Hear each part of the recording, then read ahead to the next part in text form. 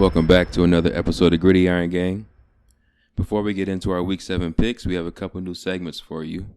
Before we get into those segments, as we always do, we will recap the Monday Night Football game. Last night we had the Dallas Cowboys on the road facing the Los Angeles Chargers. A game that pretty much went the way that we expected. If you look at the stat sheet, I think both teams had 61 plays. The time of possession was within 20 seconds. Both teams were pretty efficient. Both teams were pretty even as far as third down conversions go. Both teams were 1 of 2 in fourth down conversions, 1 of 2 in red zone attempts. So everything across the board stat-wise looked pretty even except for the yards. Dallas outgained the Chargers by 70 yards. That was pretty much the difference in this game, if you ask me, because both teams did have 1 turnover. Dak was able to lead a game-winning drive. We kind of figured it was going to come down to one of these quarterbacks having that opportunity at the end of the game. 1-possession game. Dallas was able to pull it out on the road after that embarrassing loss against San Francisco. What did you think about this Monday Night Football game? I think the biggest thing for me that I took away from it was Dak actually taking off and running with the ball. I think he needs to do a lot more of that for this team to be even more successful. They got a lot of promise when he can use his legs and not just sit in the pocket and rely on his arm. Because obviously, he's very comparable to Kirk Cousins when they're just straight in the pocket. But Dak's got more ability than Kirk to run the ball. And Dak's got, the body type to lower the shoulder even and runs people over if need be and get tough yardage. So not saying you want your quarterback doing that all the time, but he's got the ability to. And I think throughout his career, he's tried to be more of that pocket type passer. And if they can kind of go off script more times throughout games, they'll probably benefit a lot from that. So, the Chargers side, I think it was probably the most clean game this season so far. They did have 11 penalties to Dallas's 9. But not, you weren't really talking about Staley and the bonehead decision making. You weren't talking about, defense kind of giving up a whole lot. Like, they're so off and on defense where it's tough to trust this defense, let alone this team in LA. So, I don't know.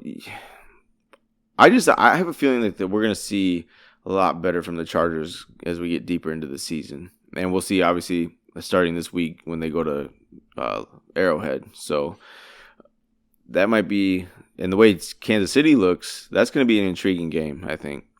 That can be a good point in the season where you look back and they say that's where we turned our season around right there when we beat the defending champs. And I think, and Dallas is no slouch. So for them to battle them as good as they did, that's a testament to the Chargers starting to believe that they're the team that everyone has thought they would be. Because on paper, they have one of the best rosters in the NFL. They do. So, I think that this Dallas game was a good, also somewhat of a turning point because, you lost by 3, but you held a pretty good team to 20 points, which a lot of times that gets you a W in the NFL. But, with the Chargers, it's just, I want to see a little bit more. If they have a good game against Kansas City, it'll make me start believing a little bit more. And they're a team that they can still make the playoffs, So they can. So I'm not, if they can kind of catapult themselves off of this Dallas game, and use it to their advantage, they'll be a little bit of a sneaky team in that AFC on the back end. That's a tough 2-game stretch because it's very easy to fall to 2-4 after Dallas KC. But they're kind of the healthiest they've been too. So in years, yeah. And to your point, I did mess up my stats. Dallas had 11 penalties. Chargers had 9. Chargers had a big one though. It was third down late in the fourth quarter. They get called for a holding penalty, automatic first. Dallas goes down, kicks that field goal to put them up 3, and that was all she wrote. So I do agree it was a fairly clean game outside the penalties. They just come at really untimely times for this team still. I agree. It's one of those tough things. I think they've just been. I don't know if it's just strictly coaching with Brandon Staley but it's just like there's something just off with this team. It's just like they have a greatly built defense. Mm-hmm. Their offense is not lacking star power. it's just they, like you said, untimely mistakes, and then it has been coaching, obviously, with decision making, but if they can kind of self-correct a little bit, they can make some noise. And it's a team that earlier on before the Dallas game we're kind of pretty down on. It's such a hard team to be up on. Yeah, and I mean, because like you say, they're as talented as anybody. They've been in games against the best teams in the league. It's just they have those weeks where it's just like, what are we watching here? And they have the potential to be 2-4 after week 7. So it's like that is a tough hill to climb in the AFC right now. Yeah, it is, and the AFC is going to be one of those from 1 to 7. That tight race. It's going to come down to those last couple weeks where the final teams get in. Whereas the NFC, it's more wide open. You don't know what's going to happen. I mean, hell, even the Vikings are not technically out of the playoff race. They're not. So it's just like, I think the Vikings can pull off 4 in a row after the San Fran game. I was going to say, yeah, that's what I was, I was listening to a little bit on my phone today, and they're talking about it's realistic by the trade deadline. The Vikings are 3-5. And at that point, are you really looking? If you're 3-5 and you you see the schedule coming up, and you're like, we can go on a run here, and then get JJ back, and it's kind of like, do you trade Daniil then? Are you sellers still because the team believes that they can go on a little run? Right. That's what is so kind of nerve-wracking about what our future is looking like. Yeah. Because they're in a business, so they're not going out there to try to lose games. Right. Who's to say they don't go on a little bit of a run and get around that 500 mark? That's going to be good enough to get into the playoffs. I don't know, though. It's for me, thinking about the Vikings, it's just, at this point, it's just, I'm so sick of being mediocre. At some point, you're going to have to do a full-on rebuild and tear this thing apart, rebuild it from the ground up, and truly get cornerstone pieces on both sides of the ball again, and have homegrown talent. And it's tough, though, because this roster, Kwesi's idea of a competitive rebuild is kind of backfiring because it sets you up to just constantly be that mediocre team. In a perfect world, I know we brought that term up 100 times, but at the end of the season, you probably would have been 10-7 in a competitive rebuild, right on the cusp of the playoffs, and you're looking forward to filling some of those missing roster spots with players of this new regime. Hopefully you develop them and draft well this year, and then you go into the next season. Hopefully you find a quarterback. We can talk about that a little later, but there's going to be a lot of quarterbacks on the market, whether it be draft players or quarterbacks that are getting released from the current teams. So there's a chance that you guys go 9-8 this year in a competitive rebuild, and then you reload next year if you sign JJ. Well, and that's the whole thing. You already brought TJ back. It's tough to predict even because who knows where their but this is the worst case scenario right now. And who knows where the regime's minds are at for looking in the future, and it's scary because the number one goal is to get JJ re-signed, keep him happy. That's the scariest part because that's the biggest thing in the way right now. We kind of know that this is probably going to be Kirk's last year in Minnesota.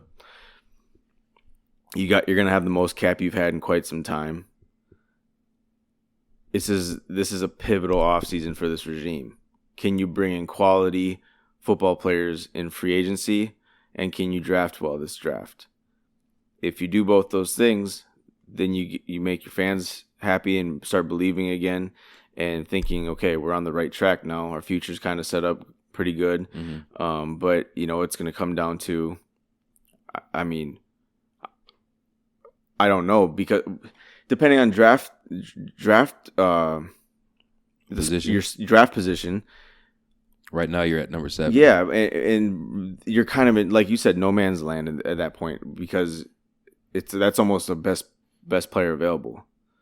And and I don't know if it's going to be quarterback at that spot. Right. So that's the thing too is like, do you somehow talk with Kirk and tell him, say we'll take you back for a couple of years, but you have to do a way more friendly deal. Mm-hmm. If that's the case, then I feel comfortable waiting till the second round to get a quarterback, sit a year or two behind Kirk. That's the best case scenario. Yeah, I think that's best case, and that's still a possibility in my mind. Kirk probably has a year or two. Yeah, I would say closer to 2. And I don't think I think deep down and in my head, like, I don't see Kirk wanting to leave Minnesota. They've kind of established themselves here as a family. They like it here. It's tricky because I don't see Kirk playing until he's 42 either. Yeah, he's 35 right now. He's a Minnesota, or not Minnesota, but he's a Midwestern kid. Mm-hmm. So he loves it here, but it's like, so that's a tricky situation. But and then in that, what I was talking about with this is possibly bringing him back and having a quarterback you draft sit behind him a couple of years, because JJ's going to want to know what the quarterback situation is going to look like. Mm-hmm. He's comfortable with Kirk. He likes Kirk. They have good connection. If you don't have certainty at the quarterback spot, do you think JJ wants to stick around and develop with a rookie quarterback, especially if it's not a high first round pick? Right. I don't know. I mean, and then if you bring in a guy like Kyler, who's to say he's even going to be an upgrade? True. So it's just like, we have so many questions going into this offseason for this team. It's just going to be an interesting wild ride. That's all I can say about it. It's just because there's so many scenarios and situations that could creep up and different outcomes that could, happen. But this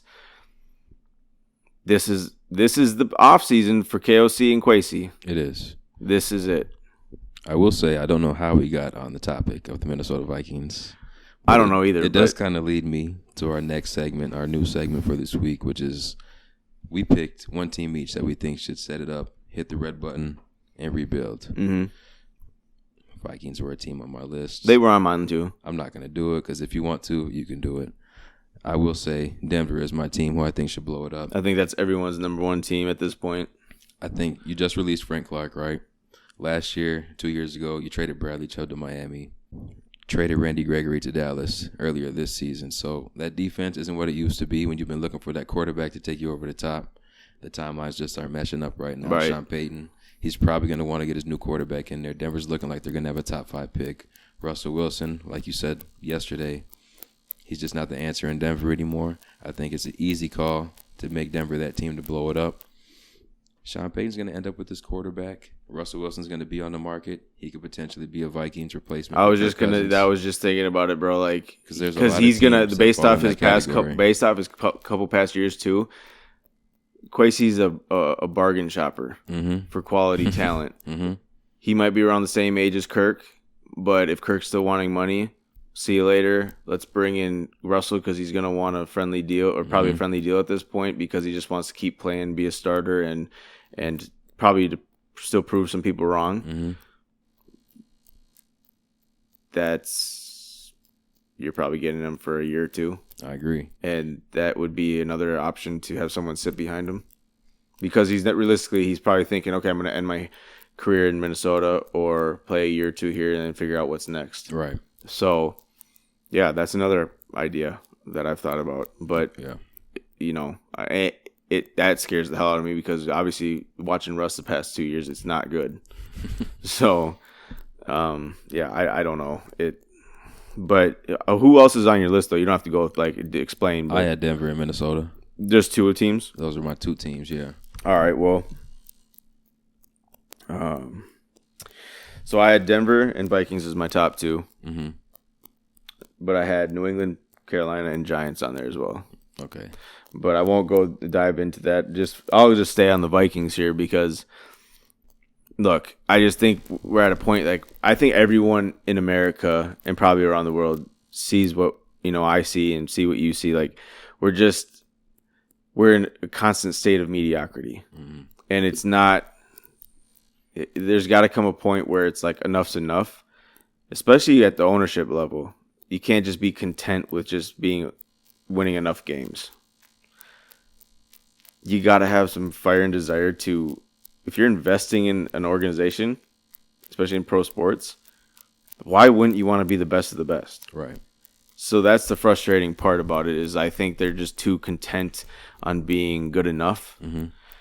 And I think that's what's causing a lot of problems with, our fan base, and just the negativity, and because it's just we've been through so much shit with heartbreaks, in games, in our good years.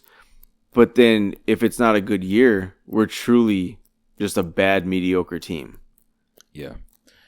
I think Denver was the easy choice. Not only has the defense taken a step back, they've been losing some key weapons on offense for the past few seasons. So it's not all on Russell Wilson, but Sean Payton wants to get his guy in there. Yeah. He did it with Drew Brees. It's Well, a certain type of quarterback that he likes. I think Sean Payton didn't take that job thinking, okay, I'm going to ride Russell till the wheels fall off. No. And, I think to Sean Payton, because he's been involved in Bountygate and he's been involved in certain, like, hairy situations with the NFL,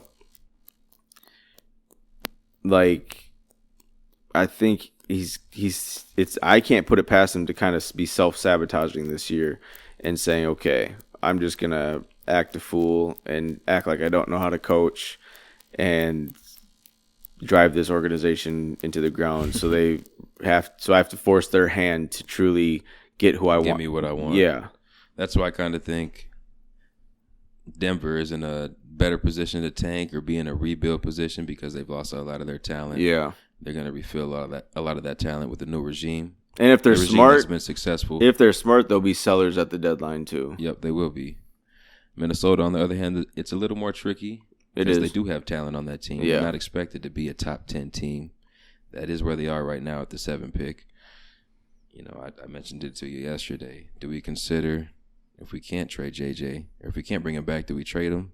Do we try and send him to, hopefully not Chicago, but maybe Arizona, maybe New England for a number 2, number 3 pick? Try and get Marvin Harrison Jr. That's up in the air too, because it's like, does that fall under competitive rebuild? Get a young wide receiver, and you drafted Jordan Addison, and you got Jordan Addison, and then you're probably going to get a new quarterback next year, a younger quarterback, way younger than 35, probably 10 years. Well, it'd be interesting. I want to sit down and go through like who's going to be free agents, wide receiver pool. We can kind of do the quarterbacks on the fly here, okay, if you want to. So Chicago's projected to have the number 1. Now, this is interesting because Caleb Williams, the projected number 1 pick, said there's 5 teams he'll go to.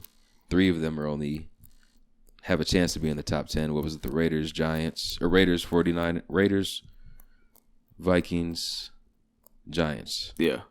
And then his other 2 teams were 49ers and whoever else, but they don't have a chance to get him that high. So that's interesting because assuming Chicago does get that first pick, it's not going to be Caleb Williams. I don't know if they're going to stick with Justin Fields in that case, if they're going to force Caleb Williams' hand. But one of those guys are going to be on the market for that number 1 spot.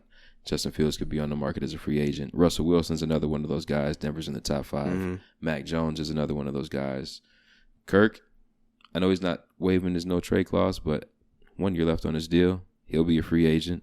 Quarterback position, I don't know what they're going to do with Daniel Jones, but Giants could potentially have a top 5 pick if they want to switch that up. He could be on the market too. I know you don't like any of these names here. Kyler Murray at quarterback, but that's kind of what it's looking like as far as free agents for quarterbacks go. Right. Well, and I that's what I think I don't know, man. I could see it happening where it's a Kyler type or a Russ type or whatever. Like you said, Vikings probably will have a light-skinned quarterback next year, so I don't know. It's just going to be a wild offseason for the Vikings. I really believe that. I think they probably have to be one of the most active teams in free agency. You got to nail your draft. It's going to be your 3rd draft as a general manager in Kwesi. You kind of fumbled the ball the first 2 drafts, except for probably a couple players in Jordan Addison, Mekhi Blackman, whatever. But, you think about it, that first draft, if you don't trade down from number 12 in the division to whatever it was, 29 Detroit, or whatever, and you wanted a safety, why wouldn't you just take Kyle Hamilton? It's tough. Because if you drafted Kyle Hamilton, you're set up nicely to build around him on defense. Yeah, and we'd be looking pretty rough on defense right now. So that was a hit and miss big time. Because, Lewis Cine, rookie year, he injures his leg, he's out the year after, and then he hasn't been playing this year.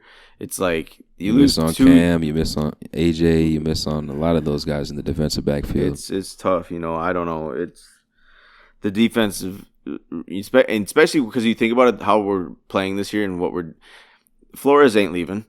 No. So you're gonna have him back, he's going to want to have a say in who he brings in because he runs a specific type defense. Then he needs specific type of players to run his defense. So, like I said, it's going to be – and the defense, in my eyes, needs a lot more work than the offense, obviously. But that O-line, especially the middle, needs to be addressed. The D-line, we need way better D-linemen. And then if you do trade JJ, you're going to have to bring in someone for wide receiver because you can't just rely on KJ and JA. No. So, and then TJ. And TJ, highest paid tight end in the league now, and he's dropping 2-3 passes a game. Yep. I mean, the confidence is kind of out the window right now. So, that's why I just think it's going to be – I'm excited to hop on this pod and really cover this offseason once free agency hits. And it's going to be a fun offseason. Last year wasn't that great, honestly. Not like it was year one. No, but this year I think we're going to be back to having some fun with it and a lot of moves happening, and it's going to be fun. But I think this is a crucial trade deadline this year because it's going to set up a lot of what's going to happen in free agency. Yeah. So, I think this is going to be a interesting trade deadline to see who's truly going in as sellers, who's kind of buying and selling in a sense, and and what teams are trying to say, okay, we're going all in, we're running with this thing. Well, that leads us right into our next segment. We both have players who we would like to see traded to either teams of our choice or contenders, whatever the case may be. Would you like to start us off there? All right, so I'm just going to go through my top 5 players that I'd want to see moved. I'll go through the players and which team I think they could go to, and then I'll kind of explain each one. If I have the same player, I'll chime in as well. Okay, so first one, number 1 is Danielle Hunter. Okay. So, and it's just based off, he's my number 1 just because based off of the type of season he's having. He's had his injury issues in the past. He had his contract issues this past offseason, got a 1-year deal with more money from the Vikings. And it's kind of one of those things. Yeah, he's getting paid well this year. It's only a 1-year deal, but he's kind of it's like a tryout for other teams because I think we all have come to the fact that he won't be here next year. So at this point, I think based on the season he's having, his trade value is at the highest it will ever be. Yep, no question. And so I think a team like Jacksonville, they need more help with pass rush. That would be a great pairing for Trey Walker or a replacement for Trey Walker. Yeah. But it would be a great duo to have with Josh Allen over there. Yeah, I was going to say Josh Allen. But to have Josh Allen, Danielle Hunter, and Trayvon Walker, probably as the third guy, but he's learning from a guy like Danielle and Josh Allen, but that's a nice 3 rotation piece right there. It is. So that keeps your pass rush fresh throughout the game. Mm-hmm. I think that would boost the defense as a whole in Jacksonville. Mm-hmm. And they're a team right now that they want to be taken seriously. They want to go on a run. Right now, as it sits, they have first playoff game would be at home, I think, against the Bills. They already beat them once. So, they can make some noise, Mm-hmm. But so that's my number 1 and where I think he should go. Second would be Jerry Jeudy. I think Denver as a whole needs to be sellers, not just only trade Jerry Jeudy, but that's one piece. And I think, based on his time in Denver, he was proclaimed to be a future NFL star. Has definitely not lived up to that. He needs a fresh start somewhere. Carolina, they need help with playmakers. Mm-hmm. I think that'd be a good spot for him to kind of regroup and reboost his status. And he'd obviously be a great target for Bryce Young. I don't know did they overlap at Alabama? I don't believe so. Okay, so but they're still Alabama boys. They got that going for them. And, yep. So that's my number 2. I do have both those guys on my list as well. Jacksonville was my first team for Danielle. If it wasn't Jacksonville, I said Seattle. That's another good one too. I think they've done a lot in that defensive backfield. They're still middle of the pack as far as yards go. Yep. As what they're giving up defensively and passing on Jalen Carter last year. not necessarily a mistake because you I got think Devin too many teams Witherspoon. passed on Jalen Carter. Yeah, there was good reason for it though. Well, there was, but I mean, look, But that's been you a haven't weakness heard of your you haven't heard defense, about though. that story since. Right. You know what I'm saying? And he hasn't gotten into trouble. He hasn't got a speeding ticket like Jordan Addison. And he looks dominant on the field. And he was arguably the number 1 overall pick. Yeah. Before he got that little Yep. issue, the car accident or whatever. Yeah. So, yeah, that's a force to be reckoned with. And like I said, you got to give props to Philly in that front office because what they're doing, and now they just traded for Julio Jones, or not traded, but signed him for a 1-year deal. Mm-hmm. Not that Julio is prime Julio, but to add him to a room with AJ, who he's already played with, Devontae Smith, Goddard. I mean, dude, they're low. You got to respect it. You have to. So, I mean, that's why they're not on my list. They'll do whatever they need to do to get somebody. But yeah, I like the Seattle destination too for Daniil, but I just think Jacksonville would benefit a lot more. Okay, understandable. So where did you have Judy going? I did have Carolina as my third option. Okay. I had Indianapolis and Jacksonville. Okay. Jacksonville hit this list twice. Both teams need a number 1 receiver. Indianapolis more so. I think the pairing with Judy and Ridley would really put this Jacksonville team over the top as far as offensive weapons go. 1-2 duos in the league. I think Indy just obviously needs a number 1 receiver, but we got news yesterday that AR might miss the rest of the season with the shoulder injury, so I might have to scratch them off my list, that being the case. If it wasn't for those 2 teams, this would be a little bit harder to do.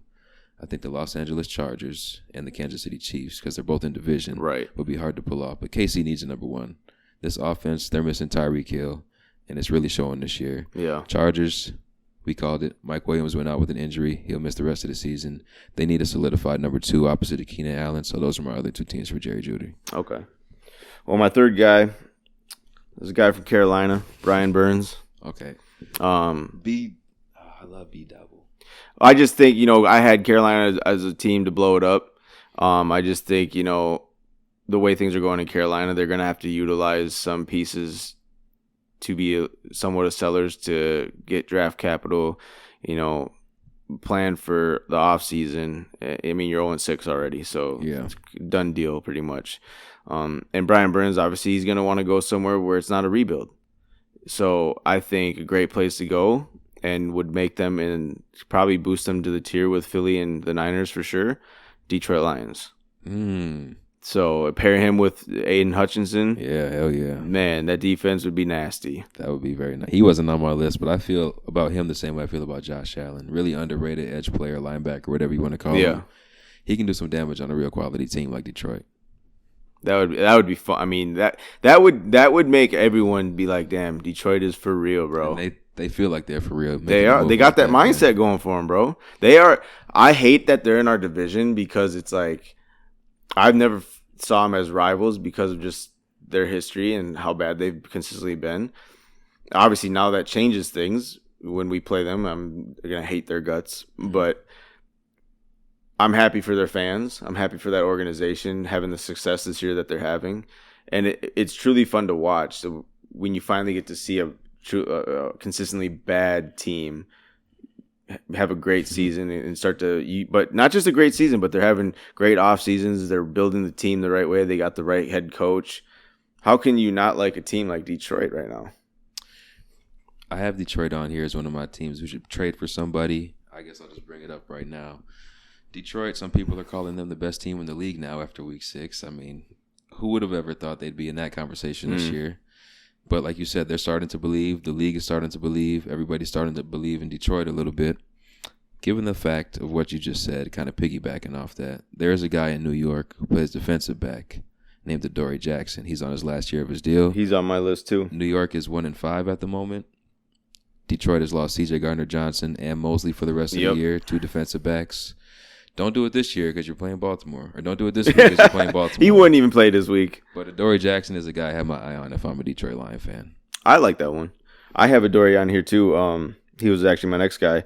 But to go to Buffalo since, Trey White is out. Trey White's out. And I had Dallas too because no Diggs. They need another solid defensive back there, I think. And, Buffalo's still in the thick of things. And, I think boosting that defense a little bit more would have a much better outlook for them going forward too. I agree. And then I had Dallas too. So I think those are three legitimate teams that could all make a move and all need to make that move. Who were your next two players if you have them? So my next one is actually McCole Hardman from the Jets. Okay.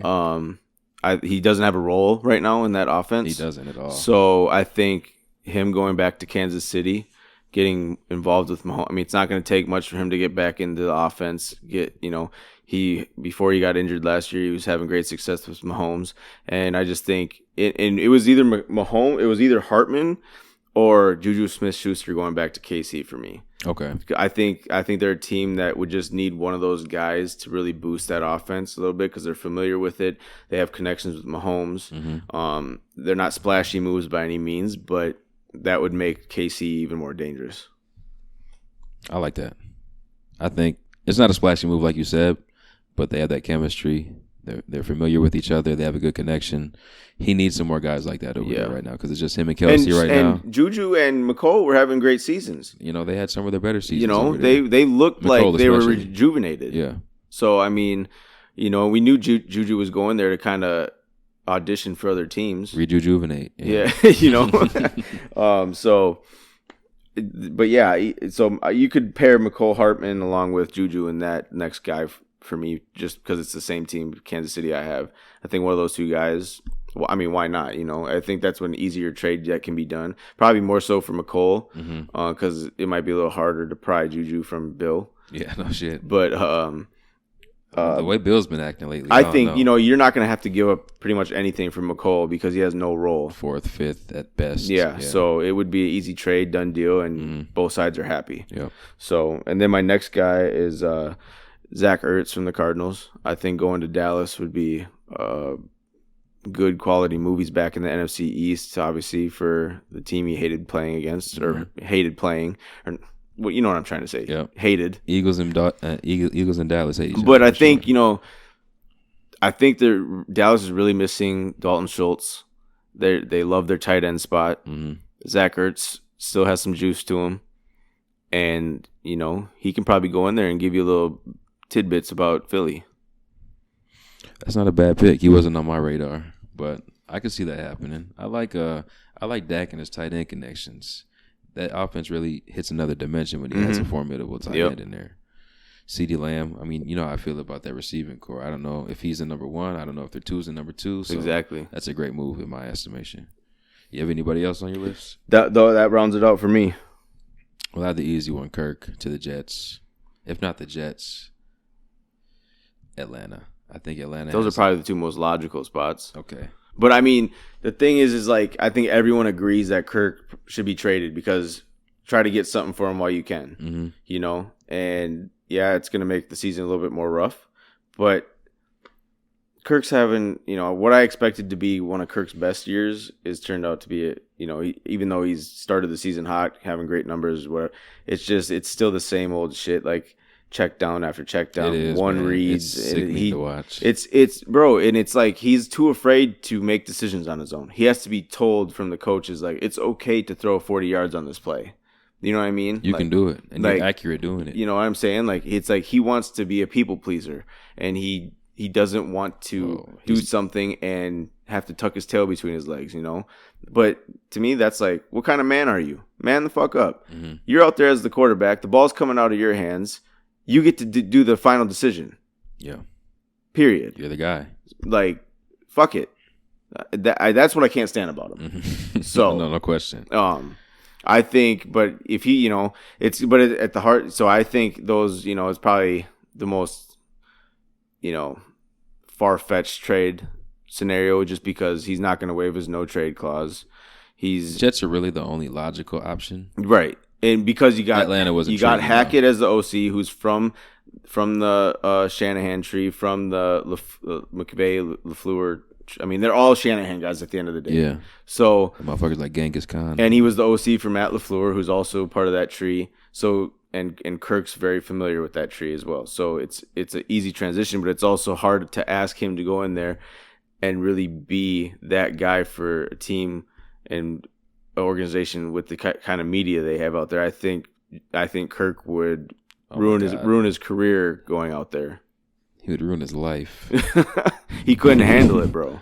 No, they would be terrorizing him out in New York. So, and I just think to do that now and ask him to, like, we all know how Kirk is under pressure. That's a lot of pressure getting traded to a team who wants to make a run for the playoffs, who thinks they can make a run still. And if you falter short, just call it quits. Yep. Because you're not going to get out alive. No, I agree. That is brutal out there. My next guy, he's going to help Seattle out a little bit. We have Tyler Lockett transitioning into that Steve Smith in Baltimore kind of role. DK Metcalf can transition into that solidified number 1 receiver. Jackson Smith and Jigba, he can transition into the solidified number 2. But we are going to need another option. That option is a guy who's not being utilized. And if this trade doesn't happen with Kirk to Atlanta, we got to get Kyle Pitts out of there and get into an offense who's going to throw him that football. I like that one. I think it fits with the timeline because of the reasons I mentioned. And it's just another weapon to have. You're going to run up against San Francisco, Philly. Yep. They're going to be able to match up with what you have right now. Dude, So Gino would love a guy like Kyle Pitts. you can't tell me he wouldn't. You got DK going deep. You got Tyler on the medium and Kyle Pitts doing whatever And you need him Gino's to do to get improved, open. With Kenneth Walker, that would be nasty. bro. And Gino's improved a lot He has. since his early days. He's got a couple And- years left in the tank. And he can read the field pretty well, or at least from what I've watched since last year. I think he's gotten better at dissecting defenses a little bit. Mm-hmm. Obviously he's got issues a little bit, but I mean, compared to where he was at with like the Jets, it's night and day. Yeah, San Diego and all. Yeah, night and day. So I like that move actually. I think, and he's just underutilized like crazy. You got the freakiest tight end potentially in the league and the freakiest wide receiver in the league. Kenneth Walker back there, it could be dangerous, man. It can. Well, and then don't discount what's his name, Zach Charbonnet or whatever. Okay. From UCLA, their rookie running back. Pete Carroll loves his stable of running backs. So And those Seattle running backs never stay healthy, so he'll get his shine. I think especially what I saw, even though it was a team against like the Jets on Monday night, or Giants, I mean, when they played, but he was running hard. He looked fast. I mean, this dude, I think especially in Pete Carroll's system, he'll be a name going forward, I think. Yeah. If not Seattle, I have Houston or Indianapolis. 2 quarterbacks. I'd like Houston. You had Houston? No, I said I would like Houston. CJ Stroud, man. Like, we all know quarterbacks' favorite 2 weapons are run game and a tight end to get open across the middle of the field. These teams are going to utilize Kyle Pitts. Yep. We've seen that they're comfortable throwing the ball with AR whenever he's healthy next year. AR to Kyle Pitts, Florida boys. Oh my goodness, freak athletes on the field is just in my head. It's beautiful to watch if he's utilized the right way, because he's not utilized the right way in Atlanta. So I agree. I just need to see Kyle Pitts get out of there. We need to free Kyle Pitts. And I don't know, do we need to start a GoFundMe or a petition or something? Because it needs to happen this year. We're really wasting this guy's whole career. Right. I feel that. Whatever. We might be a little bit of a homer on this one. But we got Saquon to Baltimore. Look, Gus Edwards is a good running back, I think. He's one of a few running backs who averages 5 yards per carry for his career. But he's not a number 1. He's definitely better as a number 2. JK can't stay healthy. He's really good, just can't stay healthy. You pair Saquon with Lamar back there. We already went and got some moves, or some big players like OBJ and whatnot. So I think this will kind of complete our offense, and we'll really be able to see what Monken can do as an OC. Okay. That's not bad. I actually, if you could pull that off, that would be nasty. Jonathan Taylor, that's out the window now. I think Saquon's the next valuable option. And I think you get a boost from him for sure. Man, yeah, that's a good idea. I like that. I don't have much to rebuttal or add to that, because I just think, your running backs are constantly dinged up. Always. And you don't really have firepower back there. It's just kind of like, it's good enough. Mm-hmm. Just dropped Kenyon Drake today. But if you were able to add Saquon, that would, how do I put this? It would, I feel like, make life easier for the receivers. It's almost like the McCaffrey move to San Fran. Yeah. So and Saquon could catch the ball out of the backfield for Lamar, so that'd be nice. It would be. I'm trying to speak that one into existence. This next one was just kind of fun for me. D-Hop, he is abysmal out there, or he looks abysmal. He doesn't look like he's having fun. He looks miserable, I should say. He doesn't look like he's having fun at all. Tannehill, Malik Willis, Will Levis. None of these guys are going to be I able don't to know do it for what him. was going through his head to make that move. Maybe that was the only team offering him. Maybe. That could have been the case. But right now, if it ain't going to be Kyle Pitts, send him home, man. D-Hop back to Houston. That would be nice, too. CJ needs a number one. Hey. And he probably would go back and be fine with There's D'Amico no Bill there, O'Brien. you know? That was really the only reason he got out of there in the first place. There's a term that's been going around, quarterback proof. D-Hop, Terry McLaurin, these guys have been able to put up 900,000-yard seasons with nobody at quarterback. He's one of those guys. Maybe he's past that, though, at this point in his career. He looks really bad with Tennessee.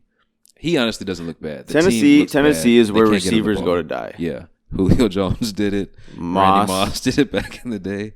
That's no question about it. Tennessee is where they go to die. Hopefully he gets some rejuvenation and gets traded out of there, maybe back to Houston, a team with a lot of life in them. That's a good one.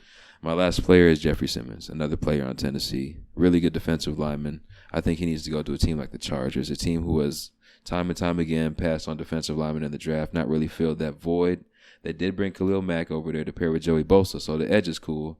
They passed on Jordan Davis last year. I think this would be a great move, even though they could be 2-4 after this week. They're still a playoff team. They're still a championship team, like we said. They're inconsistent, but they compete with all these really good teams. So Jeffrey Simmons from Tennessee to the Chargers, I think would be a great move. Just adding to that defense. I like that move because I think, as good as it is on paper, it's never going to hurt to add more to that defense because you have injury history there. You got, Khalil is kind of taking a step back except for the one game he's had this year where it was monster, sacks, crazy. But, yeah.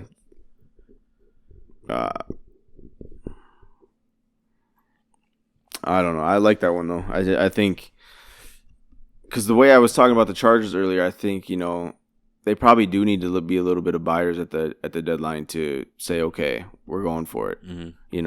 And there's a few teams like that should. Especially if they're just, half-year rentals or whatever. That's what some of these guys are on this list will be. But so if you're doing that, there's nothing to lose if you're trying to go for it. And that's what you're in a professional business, NFL, like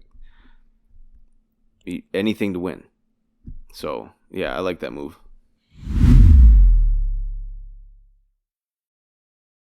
Six teams on bye: Carolina, Cincinnati, Dallas, Houston, the Jets, and those Titans we just talked about. Our Thursday night football game, while you pull those up, Jacksonville at New Orleans. But before we get into that, do you happen to have our records on the season? Yeah. So going back, I'm at 58-34 for the year on picks. You are 55-37 on the year on picks. We both had the same 11-3 record this past week for week 6. Jeez, I can't gain any ground. I think that might change this week because there's some tough games on here to pick. First, we have Thursday night football. Jacksonville Jaguars on the road facing the New Orleans Saints. Now, it was just brought to my attention that when teams come back from London, they can choose to take their bye week or not. Jacksonville had 2 games over there, chose to not take their bye week, played last week and now played Thursday, which I think is really going to be tough. New Orleans coming off that loss last week, they should have a little extra motivation on a short week at home to defend their home turf. Jacksonville, I think, will be a little bit tired, even though they did blow out Indianapolis last week. Closer than we expect, but I do have the Jaguars in this game. Yeah, I have Jacksonville in this game just because I kind of like Atlanta. I don't trust the Saints. I mean, I don't really trust that division as a whole. And just I just like New Orleans just seems so undisciplined as a team to me and makes boneheaded mistakes, terrible penalties. I don't think Dennis Allen's a good coach. So even though Jacksonville may be a little tired, this might end up being a little bit of a dogfight, but I still got Jacksonville being the better team. Yep. They are the better team, and they should win this game. Let's just get right to it, man. We have the 5-1 Detroit Lions on the road at yours truly. Now, this is the strength-on-strength matchup if I've ever seen one. Baltimore, outside of Cleveland, they're the best defense in the league. They're number 2 in a lot of those categories. Glad this wasn't an 8:30 in the morning game. Oh, my goodness. I know. We're going to be watching this one for sure. Detroit, we know about their offensive firepower. Now, I am concerned about David Montgomery. He will not be playing, or at least he's questionable right now. Mm-hmm. We know that defensive backfield for Detroit is taking some hits, so just like us, they might have some chances over the top because our defensive backfields are beat up a little bit. This game worries me. Detroit is not to be taken lightly. Baltimore does what we do in the first half, but we do what we do in the second half as well, and we really let our foot off the gas. This is a game where I don't think mentally we will let our foot off the gas. I hope we can put it all together offensively to keep up with this Detroit offense. That is really my concern. And since Detroit has been the most consistent team out of the two, I am going to pick the Lions in this game. Damn, I was banking on you picking Baltimore. I got Detroit in this one. I just think, from what I've seen as a whole from both teams this season, I think Detroit's definitely the more consistent of the two. I think, even though I like John Harbaugh a lot, I think Dan Campbell has a little bit more fire in his belly than John Harbaugh. So he's going to be out to prove something on the coaching end. And look, you're going to probably get 1 or 2 fourth downs for sure that Detroit goes for it and at least capitalizes on one. That might be a huge turning point in the game. They're not afraid of anyone.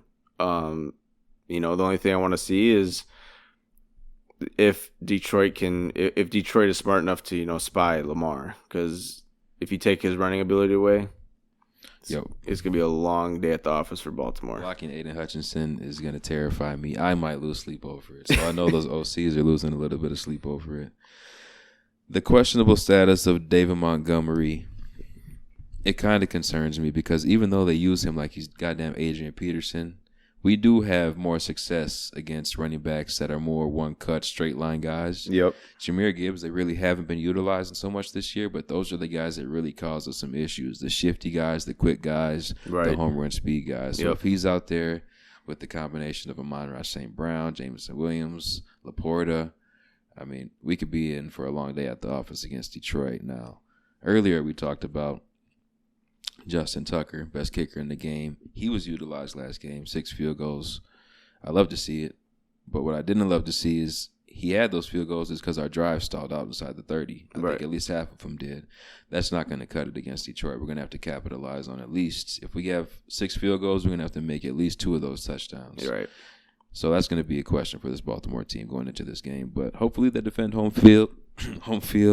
I just have Detroit being the more consistent team right now, even though I think Baltimore is the better team. I think it just comes down to the consistency part of it. I think, week to week, we've been, well, at least me, I've just been wondering, okay, what Detroit team are we going to get? Mm-hmm. But they've just been a steady line this whole year. So that's why I got them taking the W here. But look, Baltimore just has not put it all together yet. Once they do, teams need to watch out. Yeah. That, and hopefully y'all get healthy at the right time and can nip that in the bud before playoffs. Because if you do that, I don't want to call Baltimore like a sneaky team, but they're not taken as serious as like the Chiefs and Bills and stuff. Yeah, right. But to me, they're a team that can pull off those upsets with better than most. So they just gotta prove that they can be consistent, get healthy, and just start putting it together on offense. Because you got a solid defense. It's just for some reason we haven't seen the. Like you said, first half we see something great with Baltimore. Second half, they're letting teams back in the game.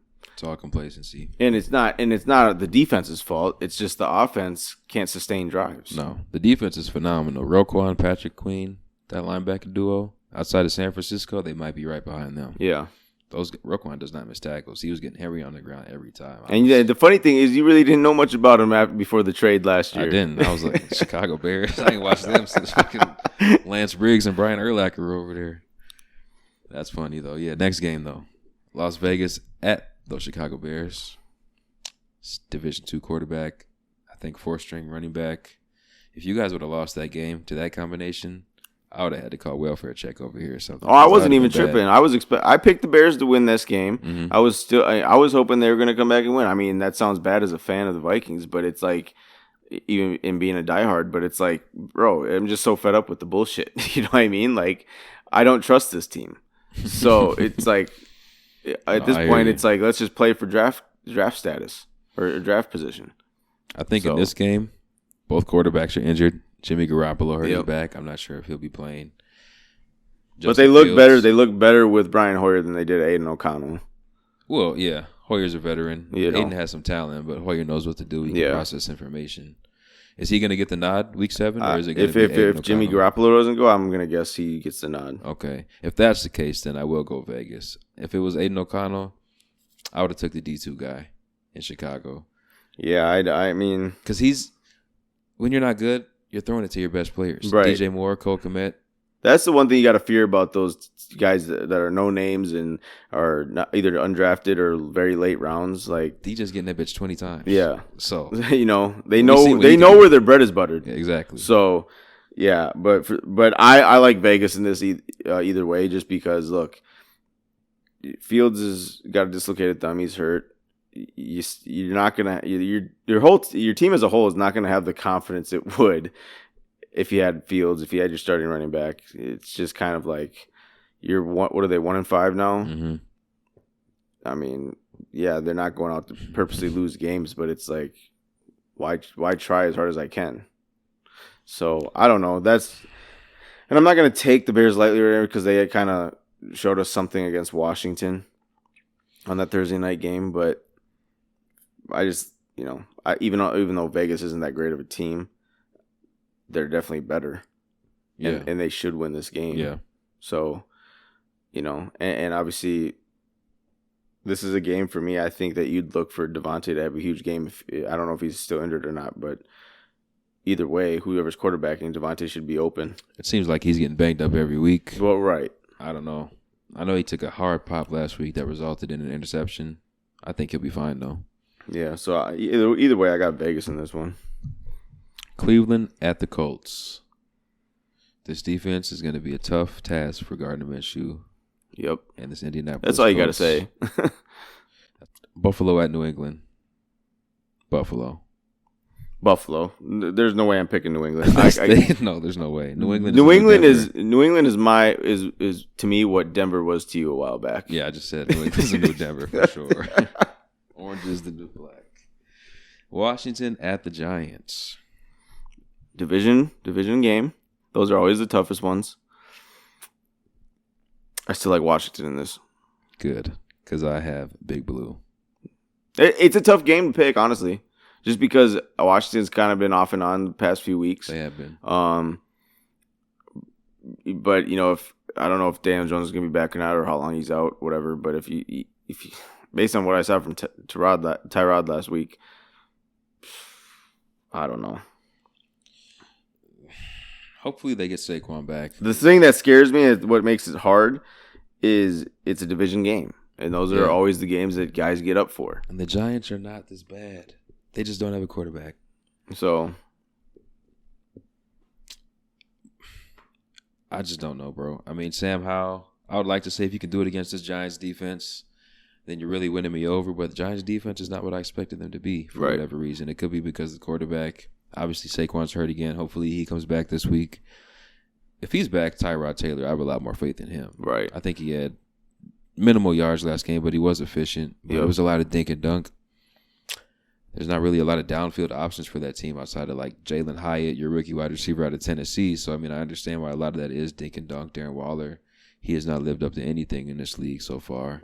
So, I mean, it's a tough position to be in. But, yeah, I do think Giants will pull it off against Washington. All right, well, we got our first different pick. So that's good. I mean, what is it, a 3-game lead? Yep, 3-game lead. Each one of these matter. So each one of these matters big time. Atlanta at Tampa Bay, which is a tough game. A divisional game again. These ones are always tough to call. The best team doesn't always win. Mm-hmm. Desmond Ridder, he's looking to bounce back after a pretty embarrassing performance last week. 3 interceptions against the Washington team we just talked about. Tampa Bay also looking to bounce back after an embarrassing performance, 6 points against those Detroit Lions that my Baltimore Ravens will face this week.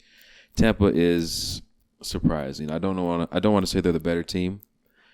I don't want to say they have the better quarterback because I don't even know if I believe either of those statements. But they're playing better right now, so I'm going to have to pick the Buccaneers against the Falcons. I got the Bucs in this, and it solely comes down to, at this point, I trust Baker way more than I trust Ridder. Ridder looks terrible. I mean, This is why we love football. Because who would have thought? Arthur Smith, after each interception that dude threw last week, you could just see it on his face. He's like, "Why is this my quarterback?" He's losing blood in his whole body every time he watches that dude play. It sucks, man. Go get Kirk. Starting off our afternoon games, we have Pittsburgh coming off their bye on the road at the Los Angeles Rams. Who do you got? I can see this one going either way. I got the Rams. I kind of figured that. I just think, I'm kind of more of a believer, I guess, of the Rams after what I've seen through 6 weeks. I don't put anything past Tomlin to not get it done against a team like the Rams because they're very, beatable. But I just think there's a little bit of he's had the most issues with this Pittsburgh team than he has with any other. So, and I think the Rams defense is playing pretty inspiring. But having Puka, having Cooper back, I mean, Kyron Williams is no slouch in the backfield. You still got Stafford. Give me Stafford over Pickett or whoever they roll out there. I almost forgot about Pittsburgh's quarterback. That's a great point. I rarely ever pick against the Steelers unless they're playing a top-notch team. I don't believe the Rams are a top-notch team. I think Pittsburgh had a week to prepare off this bye week. The Rams like to take deep shots down the field. Give T.J. Watt another half second to get there. I think Pittsburgh's going to be able to force a late turnover, get this game on the road. All right. I want to call him J.J. Watt every time when I stumble over This is a tougher game because this could go either way. I truly think one of the better games, honestly. I think who's at home again? Rams. So that's another reason why I'd probably like them a little better because if it was in Pittsburgh, then I'd probably lean more towards Pittsburgh. Mm-hmm. But because the Rams definitely do look better at home than on the road. Yeah, they do, as most teams do. Yeah. Arizona at Seattle, NFC South battle. I'm gonna have to go with Seattle bouncing back from that loss they took last week to Cincinnati. I got Seattle on this one too. Green Bay at Denver. Not as easy as you might think. No, it's not. Jordan Love is really not selling me right now. He's in that Desmond Ridder category. Denver still has some life in them. They are competing outside the one game against Miami. I am going to take Green Bay, but I don't feel good about it. I can't go home, brush my teeth, look myself in the mirror, and be like, you really picked Denver today? So I got to go Green Bay. And Denver's at home? Denver's at home, Mile High City. No, I can see it. It's got me look. I can really see it. Don't know why. I'm going Denver here. It's just a tricky game. I'm going Denver here. I had this marked down as kind of a question mark because I'm like, a lot of me wanted him to go Green Bay, but like you bring up Jordan Love and I'm just like, how can I take him over Russell Wilson the way I've been talking about Jordan Love? Yeah. Not saying Wilson is prime Wilson. No, he's not. But it's still Wilson who should be able to go out and outsling Jordan Love. Yeah.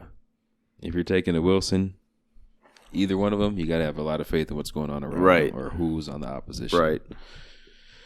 Los Angeles Chargers on the road at the Kansas City Chiefs. These are always pretty close games. They are. Chargers and Chiefs usually comes down to the last possession. I think that will be the case again this week. And I'm honestly going to go with the Chargers with the upset.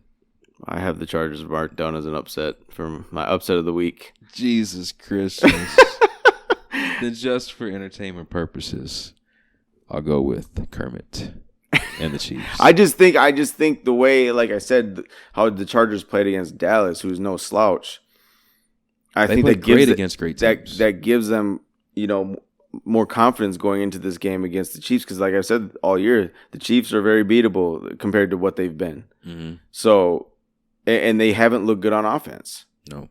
So, I'm looking for the Chargers defense to come show out this game and Herbert to actually outduel Mahomes. I think Herbert will outduel Mahomes, but I have the Chiefs winning the game. Miami on the road at Philly. This is the game of the week. This is. Who do you have? I got Miami. You have Miami. I just think I've said it too many times. I think Philly has too many question marks. I think they got pretty exposed against the Jets. They made Jalen Hurts looked pretty pedestrian. And Miami is, besides the Niners, probably the best team in the league right now. I mean, and even as good as on paper, or even as good as the Phillies defense has been last year and this year, how are you going to stop this high-flying offense from Miami? The thing Philly has going for them is they're at home. mm-hmm. So this is gonna be one of those nose busters. Like, I'm gonna hit you in the nose, you're gonna hit me in the nose, I'm gonna get back up, and we're gonna do it again. This is gonna be fun. It's kind of two different styles. Yep. It's gonna be a Philly chess match. plays more of my style of football. It's gonna be a chess match. It is. But if it comes down to analytics and chess match type shit, and then it's probably gonna be. And then Miami. you got the whole Tua versus Jalen. Mm-hmm. Oh, there's so many storylines behind this game. Like, who's the better Alabama quarterback? I would love to see Jalen throw a walk off to Devontae like Tua did in the national championship.